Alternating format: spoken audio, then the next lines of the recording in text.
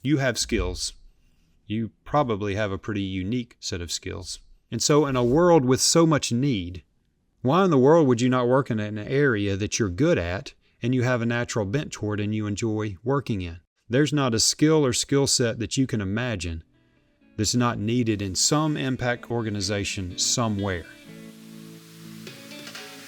Welcome to the Journey to Impact podcast, a podcast for people with significant resources that want to have significant impact. Your host is the founder and principal of the Gillentine Group, a financial planning and investment management firm that seeks to engage the hearts of people who want to use their wealth to create meaningful impact. He's the author of the book Journey to Impact, and he's had over 20 years of experience in the impact space working across the U.S., Africa, Australia, and Europe. Here's your host, Ed Gillentine. Thanks for joining this, our fifth podcast in a series on the basics of impact. And we're in the middle of discussing your unique framework of impact and hopefully expanding on the ideas and the principles in the book around that subject called The Journey to Impact. In our last session, we talked about your passions and how they relate to your unique impact. This session, we're going to talk about your unique skills and your unique skill sets. And then in our next podcast, we'll wrap up this section in the book and talk about your unique experiences and how they'll all work together to help you find your impact sweet spot. So let's just dive right in. Your skill set is really unique to you, and it's a critical part of developing your unique framework for impact. And I want to differentiate skills and skill sets from giftings and talents. Right? So giftings and talents are certainly a part of your skill set, but I believe that skills are learned and that they're honed with practice. So they may be enhanced by talent.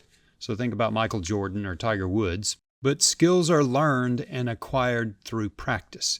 Very few people, including Michael Jordan or Tiger Woods, are very good at what they do primarily because of God-given talent. In every single case I can think of, hard work, discipline, and lots of practice were the major drivers behind an expert in any given skill or field, right? A lot of times there's a basic level of skill in a given area that is developed pretty easily simply because there's a propensity toward that particular skill. So when I was a kid, I was pretty organized. My Legos were typically neatly stored in little boxes. Even my closet was usually pretty clean, probably because I didn't have that much stuff to put in it. The books on my bookshelves were even alphabetically arranged by author, which I still do today, and my wife laughs at me. She says no one else in the world does that, so if you do, could you send me an email and just let me know there's others of me out there. No one ever told me to be organized. I just did it that way. I liked it that way. I was bent toward that particular skill. As I grew older, I continued to become more and more organized. And by the time I had my first job out of college, I could pretty well juggle a lot of different tasks and responsibilities. I would say up until that time, sort of that first job, the skill of organization and administration came pretty easily to me. But then my skill set, sort of that natural skill set, if you will, pushed me into areas of greater responsibilities with a lot more moving parts. And at that point, just my natural skill and propensity couldn't really keep up, and I had to put more energy into honing what I would call my organizational skills. And getting to that next level took years of practice. If you think about it on a scale of 1 to 100, with 1 being a low skill level and 100 being an expert, going from, say, level 1 to level 80 is probably relatively easy if you have a natural tendency for that skill. But going from level 80 to 85 gets exponentially harder. And once you get to around level 85, each additional step up requires exponentially more time and energy. Now, that doesn't mean you stop working on your skill or craft when you hit level 80 or 85 in my analogy, but it does mean that it's going to take more intentional and focused practice. In my observation, it seems that the more competent a person gets at a particular skill, the more enjoyable it becomes for that person. I'm thinking of golf, right? I'm not a very good golfer. I didn't pick it up till later in life. And I believe the first time I got beat by my daughter, she was 11. So it's probably good for building humility in me. But in golf, if I play enough to where I can get into the low 90s or, miracle of all miracle, high 80s, golf is pretty enjoyable, which makes me want to play more, which makes me get better at it, right? So in areas where you have a natural proclivity and you get more competent at a skill, it just becomes more enjoyable. And also the more you do it, because you enjoy doing it, and then also sometimes your boss or your supervisor wants you to do it because you do so well and you seem to enjoy it. And then the more you practice it, the better you get. It's kind of like grooving a record maybe, or a CD.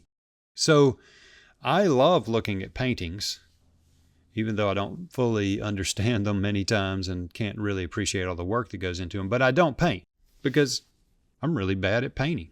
My wife's a painter, and occasionally she'll talk me into trying. I'm a really bad painter. And I'm not going to put the time and effort into getting good at it, so I don't do it. On the other hand, I love analyzing businesses. Why, you ask? Well, because I'm good at it, so I do more of it. And as a result, I get better at it. I get quicker at it. When I started my career in the business world, I never dreamed I would be good at analysis, much less love doing it. But in my initial job, I learned how to do it. And then I realized I enjoyed analysis. And because I enjoyed it, I took every opportunity to do it, even when I didn't have to. And the more I did it, the more skilled I became, the more I enjoyed it. And I just continued to repeat that cycle. As a matter of fact, that cycle is probably one of the main drivers of my journey to impact today. When I find something that I'm interested in, I dig into it and sort of get that cycle kicked off. If you're good at numbers, or organization, or systems, or analysis, maybe you ought to consider areas of impact that utilize that skill set. If you're really good at communication or vision casting, why not look for an organization that needs those skills in an area of impact that you're passionate about? One of the things I've noticed about a lot of impact organizations is that they're constantly on the edge of financial disaster, and they very rarely have a clearly defined vision or strategy. So if those are areas that you're good at and you enjoy doing, why not try to help in those areas? Because the impact would be exponential. As a matter of fact, I started getting involved with impact organizations simply because I wanted to figure out a way to make them more financially sustainable, and I wanted to figure out a way to free the typically visionary founders and subject matter experts to spend more time in the field doing what they loved, what they were good at, what they had propensities toward, rather than raising money or doing administrative work in the organization. And so this is my point. You have skills. You probably have a pretty unique set of skills. And you have at least one skill, if not several, that is needed by an impact organization somewhere in the world. And so in a world with so much need, why in the world would you not work in an area that you're good at and you have a natural bent toward and you enjoy working in? I'll promise you this, there's not a skill or skill set that you can imagine that's not needed in some impact organization somewhere. It might take you a while to find it, but it's there. So skills, as we've been talking about, are both learned and acquired through practice. So for part of our purposes and for part of this discussion, we need to talk about your training. There's formal and informal training. There's certified, sort of like maybe a medical doctor or a dentist or an architect, or not, maybe what you would call the School of Hard Knocks. I've got a lot of training in that school. And so your training affects your skills. And the more specific your training and the longer it takes, maybe think about a neurosurgeon, it takes about 12 years maybe, the more seriously you should consider working within that field. To continue that thought of physicians, I've got a friend who's a very specialized physician, and we had some serious discussions about he and his family leaving the U.S. to work as a physician in a developing country.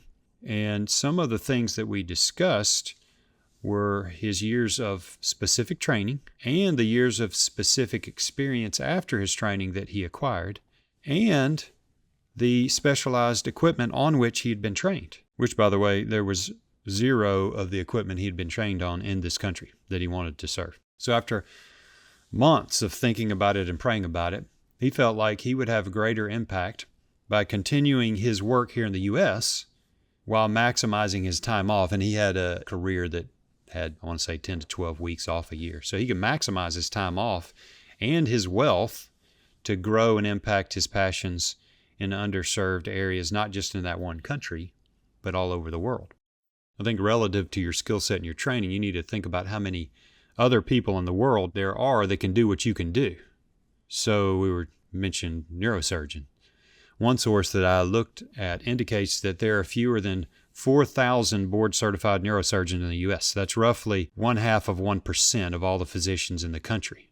So not only is it a part of a subgroup, physicians, it's only 0.5% of all of that subgroup of physicians in the country. As a side note, according to the USDA, there are only about 4,000 registered apiarists. Remember the beekeepers we were talking about, I believe, in our last session? And they're responsible for over 3 million bee colonies. So, from a statistical perspective, they might be even more specialized than a neurosurgeon and probably in even greater demand. But I digress. The point is, the more unique your skill set, the more I would encourage you to seek areas of impact that utilize those skills. Now, I do want to say that just because you're a physician or just because you've had years of specialized training, don't lock yourself into, having to work in or have impact in that area. It's likely that you will, but occasionally I've met people that became, I'm thinking in particular of a friend of mine that became an anesthesiologist because it was the right thing to do. And I can't remember if it was his folks that encouraged him to do that or just, societal pressures. But after he'd been practicing 5 or 6 years, he walked away to become a photographer. And that's his passion. He has a skill set at it. So it's not always that you need to stay in those areas, but it's certainly something that you need to strongly consider. Let me briefly mention that making money is also a skill set. You and I know people who have an ability to make money no matter what their socioeconomic level, no matter what their education, no matter what their connections. They just seem to know how to make money. If that's your skill set, and I should say in parentheses in an ethical and honorable manner, embrace it. Why would you spend your time going to Africa to do medical clinics for the poor, something you're probably not good at, and plenty of other people really are, when you can be making money in your sleep and funding people who are gifted at providing medical care for the poor in Africa? So I'm not saying you should never help serve the poor, but I am saying that you should consider spending as much of your time as possible in an area that you're highly skilled in. Let's talk briefly about psychological and emotional makeup of humans. I think this is an important area and it can get overlooked. I'm a big fan of psych evaluations, personality tests, and the like. I just finished reading about Enneagrams. It's not something that I get super fired up about, but I think they're important enough, so I make myself read the DISC test. There's a bunch of different ways to evaluate your personality and your sort of psychological makeup.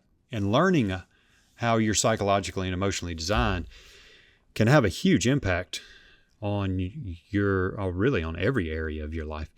Areas in which a person has strong natural tendencies are typically really difficult to change.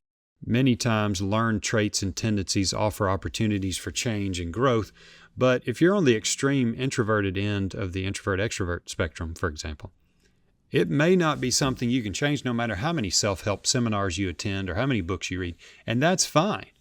You just need to simply find a way to work within the framework of how you're designed. Does that make sense? So, for example, it's probably not a good fit for you to be in a position that constantly requires you to work a crowd or constantly requires you to meet new people. Think primary fundraiser of the charity for your choice. If you are on the more introverted end of the introvert-extrovert spectrum. Now, we all know plenty of introverted people that are really fantastic at, quote, playing extrovert for short periods of time, but they typically know their limits if they're good at it. And for whatever reason, they've been forced to learn how to work a crowd and meet people, and they've been able to learn how to balance the hardwired needs related to being on the introverted end of the spectrum with maybe what I would call their extrovert-related requirements of a job or a social context. But in my observation, when they get out of balance for very long, burnout is going to happen.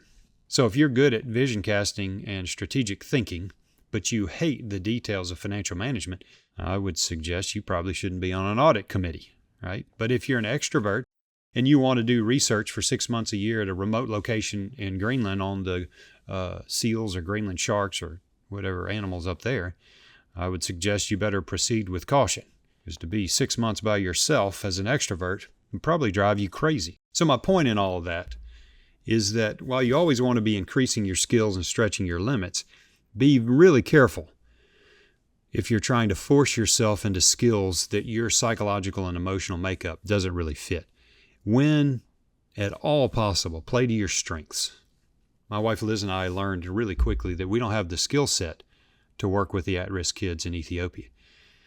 The abuse and neglect that they've been through has profoundly impacted them, not just physically, but also emotionally and spiritually. And as much as we love them and feel a deep compassion and a deep connection to them, we realize that we would do more harm than good if we actually worked with them hands-on. I say that because Liz is a really accomplished primary school teacher. She understands kids. She's got years of experience and training to work with them, but not in the specific arena of at-risk children in a totally different culture. And so it was a really difficult struggle for her to accept that she couldn't get into the hands-on involvement, the details of loving on and caring for the orphans and street kids of Addis Ababa. But her desire to have positive and lasting impact overrode her desire to have direct hands-on involvement. So she and I both try to work in areas of our other strengths, like maybe networking, organizational skills, or advising and funding. And we have been able to see over the last 10 or 15 years how that has freed the visionaries and the subject matter experts to do what they're good at, which is working directly with at-risk children. So now they have more impact, and we have a part in it. So as we wrap this session on Skills Up, I want you to take some time and think about your skill sets and write them down. We'll be coming back to those over the next couple of sessions, and they're going to be really critical when it gets to the time where we try to hone in on the sweet spot of impact for you.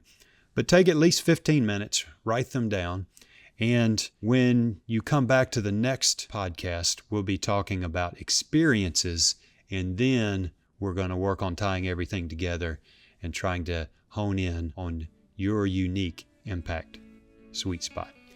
Thanks for joining us. I'll see you next time. Thank you for listening. We love your feedback, so please let us know what you thought about this episode, as well as what you'd like to hear more of in the future. For more information, impact resources, or to purchase a copy of the book, Journey to Impact, visit edgillentine.com. That's EDGILLENTINE.com.